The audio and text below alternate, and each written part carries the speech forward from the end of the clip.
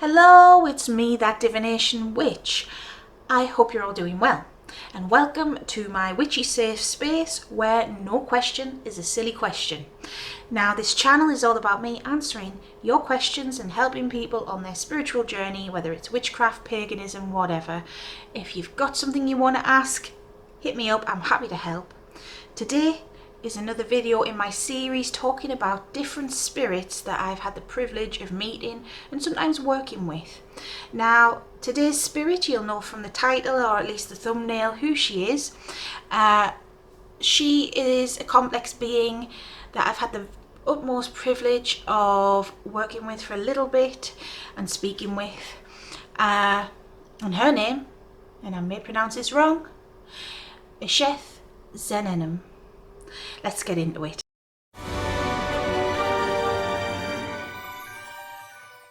There is something in my eye right now, but if you don't know who I am, hello, my name is Sarah and welcome. I share my journey on this channel. I share information I've learned along the way, and I just try and be down to earth, no nonsense, and help people with their witchy questions. So if you've got a question, hit me up and hit subscribe if you like that kind of thing. Now, I've got a link tree below as well if you are interested in getting a reading from me. I am the divination witch after all. I do have an Etsy and a Patreon, so I'd be so grateful if you could check it out. Thank you. Eisheth Zenunim. She's known as a demoness. She is one of the demon queens, the succubus queens. She is sometimes known as a sister to Lilith.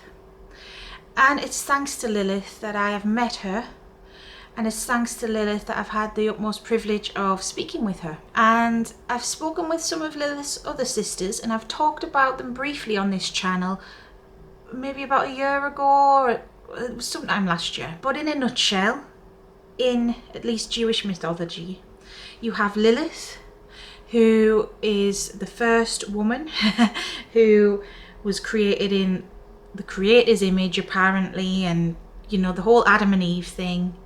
Lilith left, and well, the rest is history. That's the Jewish take on it, or the Hebrew take on it at the very least. But these ladies, Lilith included, they're all very complex, and they've got complex backstories, and a lot's been lost to time, and there's lots of different theories. You know, some people say that Lilith was a Lilith, which was a lesser demon from Babylonian times, and you know, there's lots of different backgrounds to these ladies, and well, Eisheth is no exception to that. She's got less information about her that's readily accessible than Lilith, or even Namar, who is another one of Lilith's sisters. Namar has more information about her than Eisheth, but then you have a Grat, and she's got even less, you know. And there's conflicting info, there's different takes on things, like I say, so it is very complex. If you are someone who wants to meet these ladies, work with these ladies, a lot of it's going to be UPG, which is unverified personal gnosis. A lot of it is going to be, you know, listening to other people's points of views, and that's why I'm making this video, because at time of filming, I just got done filming something about Hecate and her crone-like aspect, and it made me think of Eisheth, because Eisheth is often depicted as a crone. She isn't just that, and I want to talk about her. It's been a while since she and I spoke, but she actually came to me last year. It was very unexpected. She came offering advice and help, and although she's often said to be kind of a crone, a bit like Mother, a bit like Hecate when I say Mother, she didn't appear as such to me. I'll describe how I saw her first. So she has flaming red hair. There is a picture that I may have put on a short somewhere. I'll try and dig it out. There's a picture that just summed her up to me. But she had flaming red hair, that's what I remember. And when I say red, I mean like bright red, like, oh, my light's gone out. Sorry. So we'll continue the video like this. Now, yes, flaming red hair, flaming red. And she's slender, very beautiful, pale skin, green eyes. She had a crown on her head when she first appeared to me, but she was wearing a simple, like a strappy satin silk dress and this robe thing, which where I'm from we would call it a dressing gown, but it's not. It's that fancy one, you know, that fancy silk bed robe that you know you normally would wear to seduce someone or feel all sexy. She was wearing something like that, and it was long and flowing and so beautiful. So beautiful, which comes with the territory. If you are a succubus, well, you're going to have to be seductive, I suppose. But that is, if that's the case, which I'll get into in a sec. When I asked her about the crone figure, she did show me herself as that briefly, and I see why people would think that, because she reminded me of Hecate in that she was old but still so beautiful, and she had a hood like Hecate, and that's how she liked to present herself. Yeah, very beautiful. She came to me to, it's personal, but she gave me some advice on some things in my life. Lilith had asked her to come to me actually, and after her I did work with Namar as well for a little bit too, alongside Lilith and Azazel, which was very intense and an honour for a little while. But yes, she gave me some guidance for a couple of months basically last year, helping me through some difficult times in my life, because last year was a roller coaster ride for me, very much so, physically, mentally, emotionally. I didn't know where I would be at the end of the year, to be honest. Like, I didn't know. I was just in it for the ride. I was being taught lesson after lesson. So Lilith, because Lilith is close to me, basically Eisheth came to me to help me through one such lesson, and then I worked with Namar and Azazel on the next thing, you know. And so I am very grateful, very grateful that she did come to me. But when she did, despite that reason being personal, I will admit I was afraid. And this is me, who knows better, who, despite all the fear mongering online, you know, I'm not out here saying that every demon is lovely and that every demon isn't going to hurt you, because that's not true. But that's the same for any god. We have good and bad everywhere. That's the same for anyone, any human. And despite, you know, you've got people on YouTube even that call everything a demon, and you know, some of the horror stories I've heard about, even Lilith, even Hecate, and nasty things people say. Despite all this, despite me knowing better, I was still afraid. A lot of these demons were once gods in their own right. I'm thinking of Baal, for example. And, you know, they do good things, but they also do bad things. A lot of demons that we know of are kind of more neutral, I suppose. They may be more negatively charged, a bit like angels are more positively charged, but an angel can still f someone up if they so wished, you know. Like, you've got Michael himself, who is literally, you know, the fighter of them all, the leader, the warrior, the soldier. You know, if you're on his bad side, R.I.P. That's all I'll say. Despite all of this and knowing better, and you know, at this point in my witchy career, let's say, on my witchy path, you would have thought I'd have conquered this fear. You know, having worked with Lilith for so many years too.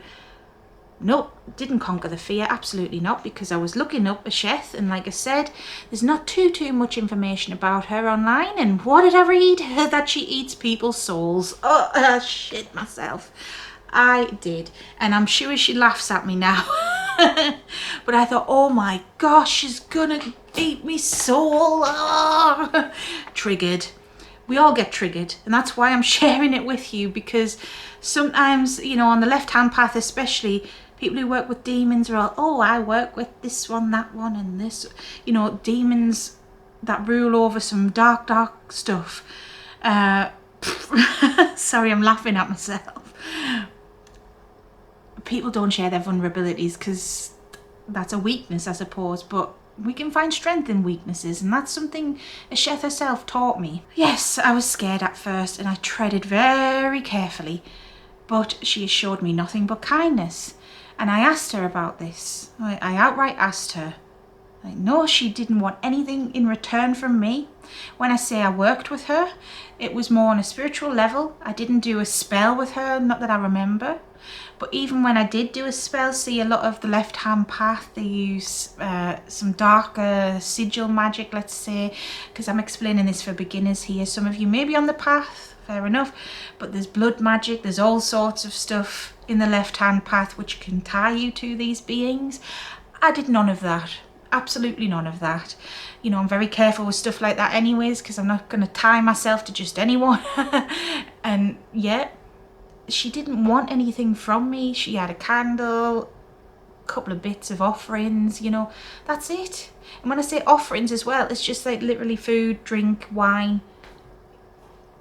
These beings, gods, demons, angels, all of it, like, it's not as scary as we think. I just want to put that out there. But I was triggered. All right, I was thinking, Jesus Christ, she's going to eat me soul. Oh my God, what the f*** doing? Sorry for swearing. You know, I spiraled. I asked her. She didn't want my soul. She wanted nothing in return. She explained. And this put everything into context for me.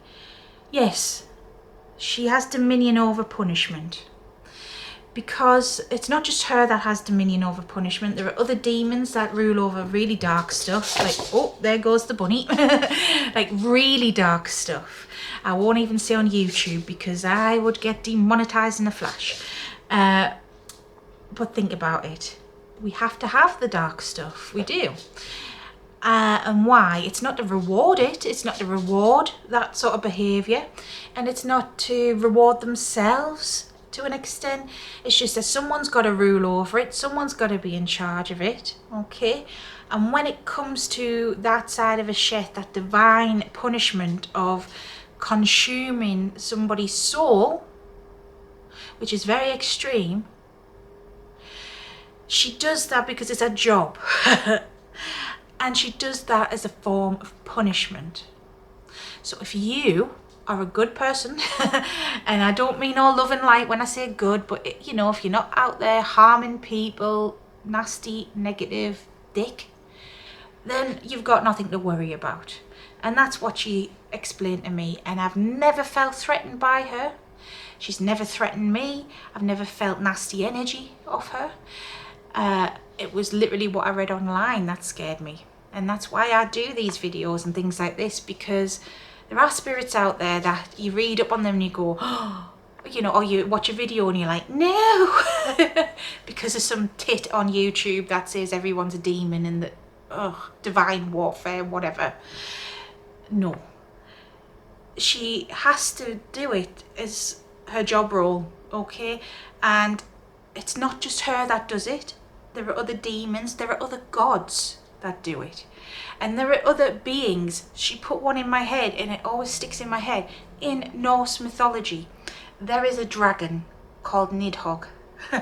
And he lives at the bottom of Yggdrasil, which is the tree of life in other mythologies. In Judaism, it's the Sephiroth, the Cliffoth, whatever. So this dragon sits at the bottom of the tree and he eats people's souls. Why does he do it? Punishment. It is not something that they just go around eating the average person's soul. It's very extreme because a soul is eternal, it's precious, and this is obviously my UPG, but if you are so heinous that you cannot learn from your mistakes in another reincarnation or whatever, or even punishment or whatever, then maybe you do need to be destroyed to be reborn again.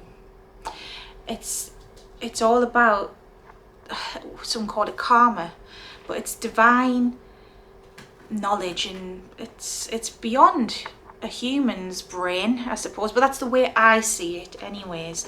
So you've got nothing to worry about if you've done nothing wrong. That's why I'm making this video about her, because the Hecate video I just recorded at time of filming, it may go out in different orders, that's the way I am, but it prompted me to think about her, and I think she would like that somebody is talking about her in this way, because all the information that is on her is very like limited for a start, but it's just people who have worked with her in an occult left-hand path sense, and it's just very limited, you know. There is barely anything out there about her. There is more to her mythology as well, something about, off the top of my head I can't remember, but her, Lilith, Grat and Namar each have dominion over different parts of the world, because I'm sure it was Namar that had dominion over like Egypt or something like that. You'll have to look it up, okay, because this is just an experience video. You know, myths are myths. Once upon a time a myth started as something like this, except they didn't have YouTube back then. You know, all mythologies start as someone's UPG. So we argue a lot over the written word. Well, really it's arguing over opinions. So I hope it's helped, and maybe it's helped someone out there. If you're interested in working with her, she can really help you overcome your demons, no pun intended. She can help you overcome your fears, and she can really guide you in... See, it was personal what she was helping me with, and I don't want to share that, but she can give you strength, is what I would say. Strength of the mind. That's the way I'd say it. Mind over matter. She is, you know, an honour to have known, and I'm thankful to her still. And, you know, when it comes to demons, you don't have to be doing Solomonic magic all the time, or even, you know, magic all the time. They are deities in their own right, the same as angels are. They are spirits, and you can speak with them like you can any other spirit. Just saying. So I hope it helped. I hope it helped address someone's fear as well, to show that, yeah, I was scared even just last year. It happens, and it's okay. And we move on, we realise, you know, because let's face it, I'll just finish the video off with this. There are people on YouTube who scaremonger, who say that they know everything that there is about demons, and that they're evil, and that, you know, they want to eat your soul and all this stuff. And like I say, I'm not saying that there aren't demons out there who would do that. You know, if they've got good reason to do that, same as any other god, including Christian God, including the Abrahamic God, including, you know, light gods like Horus and Shiva. I am not a demon sympathizer or whatever these triggery people want to say, but I'm not selling myself on clout. Let me know if this has helped, if you've got anyone else you want me to talk about, and until next time, stay safe, stay witchy, bye.